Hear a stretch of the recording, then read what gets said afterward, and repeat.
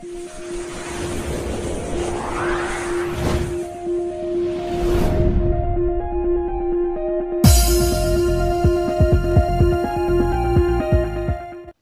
And welcome. কেমন আছেন? নিশ্চয়ই ভালো আছেন। আমি Hasan from Upload365 YouTube channel.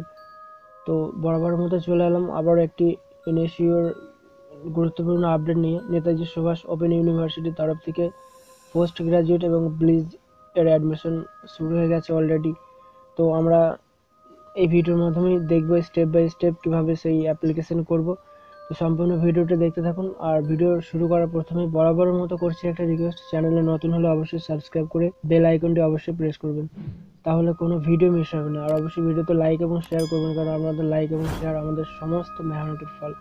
কারণ একটা ভিডিও করতে অনেক সময় লাগে, এই ব্যস্ত জীবনের মধ্যেও আপনাদেরকে সাহায্য করি এইটুকু আশা করতেই পারি যে একটা লাইক এবং একটা শেয়ার।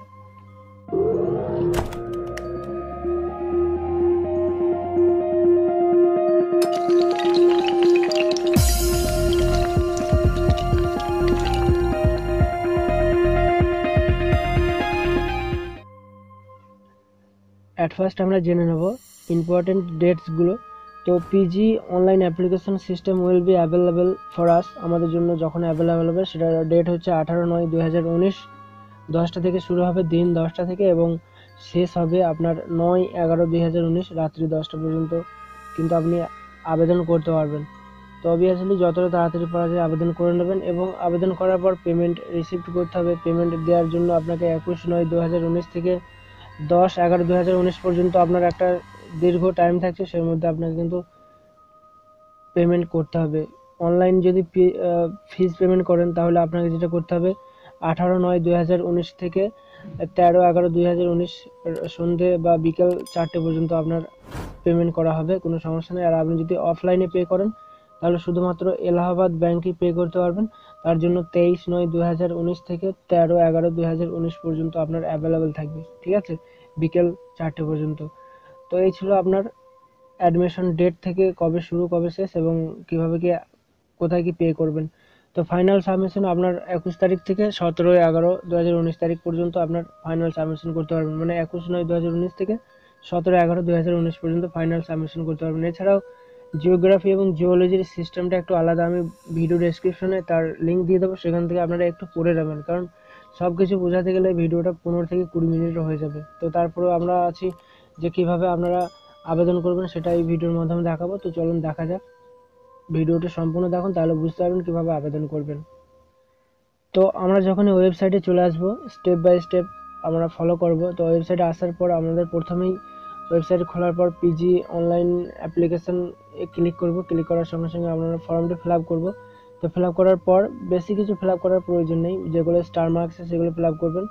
আর যখনই অ্যাভেলেবেল হয়ে যাবে অবশ্যই আমরা তারও একটা ভিডিও দিয়ে দেবো, তো আগে থেকে হিন্টস দিয়ে দেওয়া হচ্ছে, তাহলে আপনাদের বুঝতে সুবিধা হয়। তারপরে আর একটা অপশান আসবে আপলোড আপনার পিকচার অ্যান্ড সিগনেচার, সেখানে পিকচার এবং সিগনেচার আপলোড করবেন। সিগনেচারটা একটা সাদা কাগজে সিগনেচার করবেন, সেটা একটা ছবি তুলবেন, সেটা কিন্তু আপনাকে আপলোড করতে হবে, স্ক্যান করে হোক, আর যদি মোবাইল থেকে আপলোড করেন তা সেটা একটা ছবি তুলে সেটাকে আপনাকে আপলোড করতে হবে। তো আপলোড করার সঙ্গে সঙ্গে আপনার কিন্তু পেমেন্ট অপশন চলে আসবে। তো দুটো মেথডে আপনারা আবেদন করতে পারবেন বা অ্যাপ্লাই করতে পারবেন পেমেন্টের জন্য, সেটা হচ্ছে একটা অনলাইন একটা অফলাইন।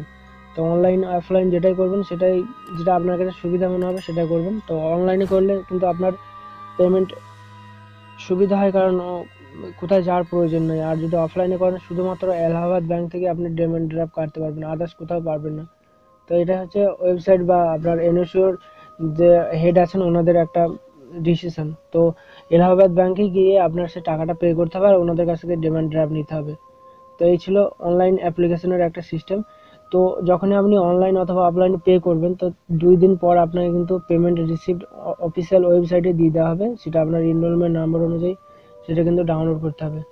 এবার কিভাবে আপনারা সেটা আপনাদের কলেজে যে ভেরিফিকেশন হয় সেটা কী কী নিয়ে যেতে হবে ভেরিফিকেশনের দিন। তো প্রথমত submit following documents at study centre, মানে স্টাডি সেন্টার যে ডকুমেন্টসগুলো আপনাকে সাবমিট করতে হবে, তবে কি আপনার অ্যাডমিশনটা পুরোপুরি সাকসেস হবে। তো অ্যাট ফার্স্ট আপনি যে অনলাইনে অ্যাপ্লিকেশন করেছেন সেই ফর্মটি আপনাকে অনলাইন থেকে ডাউনলোড করতে হবে। আপনি যদি নিজে করেন তাহলেও ডাউনলোড করে নেবেন, এবং যদি সাইবার ক্যাফেতে করেন সেখান থেকে দেখবেন অন্যরা ডাউনলোড করে দেবে। তারপরে পেমেন্ট কনফার্মেশন রিসিপ্ট। পেমেন্টের রিসিপ্ট কিন্তু দুই ধরনের পাওয়া যায় ওয়েবসাইটে, যেটা হচ্ছে আপনার পেমেন্ট করানোর জন্য একটা চালান, যেটা অনলাইন এই অফলাইনে হয়, আর যদি আপনি অফলাইনের জন্য করেন, অফলাইনের জন্য যদি করেন সেটা একটা পেমেন্ট কনফার্মেশন করার জন্য সেই যে রিসিপ্টটা পাবেন সেই রিসিপ্টটা কিন্তু আপনাকে দেখাতে হবে ব্যাংকে। সেই রিসিপ্টটা নয়, ব্যাংকে দেখানোর পর যে রিসিপ্টটা দেবে সেই রিসিপ্টের জন্য আপনাকে কিন্তু 2 দিন পর একটা আপনার অফিসিয়াল ওয়েবসাইট থেকে একটা রিসিপ্ট দেবে, অরিজিনাল রিসিপ্ট যেটা হচ্ছে সেটা দেখা থাকবে যে পেমেন্ট সাকসেসফুলি, ঠিক আছে, 100% সাকসেসফুল বা পেমেন্ট কনফার্ম এরকম একটা রিসিপ্ট আছে। সেই রিসিপ্টটা কিন্তু আপনাকে সাবমিট করতে হবে আপনার কলেজে বা স্টাডি সেন্টারে। তারপরে self attested photography of supporting documents. তো আপনাকে সেলফ অ্যাটেস্টেডের সাথে মানে আপনার নিজের সই এবং তারিখ দিতে হবে যে কোনো ডকুমেন্টস, যেমন মাধ্যমিক, উচ্চ মাধ্যমিকের আধার কার্ড, মাধ্যমিক উচ্চ মাধ্যমিকের রেজাল্ট, তারপরে মার্কশিট, তারপরে আরও যে অ্যাডমিটগুলো আছে সেগুলো, অথবা আধার কার্ড, ভোটার কার্ড সঙ্গে নিয়ে যাবেন জেরক্স করে, আর সেগুলো তো অবশ্যই সেলফ অ্যাটেস্টেড রাখবেন, তাহলে কোনো সমস্যা নেই। আর যে ফর্ম আমি 3টে বললাম, আরও 2টো আছে, সেটা হচ্ছে field in application for study enrollment form. আপনাকে যে ফর্মগুলো কিন্তু স্টাডি সেন্টার থেকে কালেক্ট করতে হবে, যেমন এনরোলমেন্ট ফর্ম, তো সেই ফর্ম কিন্তু পিজি এবং ব্লিজের জন্য দুটো আলাদা আলাদা কালারের হবে, তো আপনারা একটু দেখে নেবেন, লেখা থাকবে পিজি এবং ব্লিজ যাই হোক লেখা থাকবে, তো ওগুলো কিন্তু আপনাকে সঙ্গে সঙ্গে ফিল আপ করে স্টাডি সেন্টারে জমা করতে হবে। আর একটা হচ্ছে অ্যানেক্সার 1 এবং অ্যানেক্সার 2, এটাও কিন্তু স্টাডি সেন্টার থেকে কালেক্ট করতে হবে, মানে ওনারা আপনাকে দেবে ফর্ম দুটো। তো টোটাল আপনাকে 3টে ফর্ম দেওয়া হবে, এনরোলমেন্ট ফর্ম এবং NSOU 1, NSOU 2। আর আপনি যেগুলো নিয়ে যাবেন আপনার হচ্ছে অনলাইন অ্যাপ্লিকেশন ফর্ম যেটা করেছেন সেটা ডাউনলোড করবেন, সেটা নিয়ে যাবেন। তারপর পেমেন্ট কনফার্মেশন রিসিপ্টটা যে ডাউনলোড করবেন সেটা নিয়ে যাবেন। আর সেলফ অ্যাটেস্টেড করা কিছু ডকুমেন্টস, যেমন আপনার মার্কশিট মাধ্যমিকের অথবা উচ্চ মাধ্যমিকের, তারপরে সার্টিফিকেট, এগুলো নিয়ে যাবেন, অথবা রেজাল্ট, সব কিছুই নিয়ে যাবেন, যেটা আপনার চাইবে সেটা কিন্তু দিয়ে দেবেন। সব বছরের নিয়ম কিন্তু এক নয়, তাই সবগুলো নিয়ে যাবেন, যেগুলো চাইবে সেগুলো অবশ্যই দেবেন।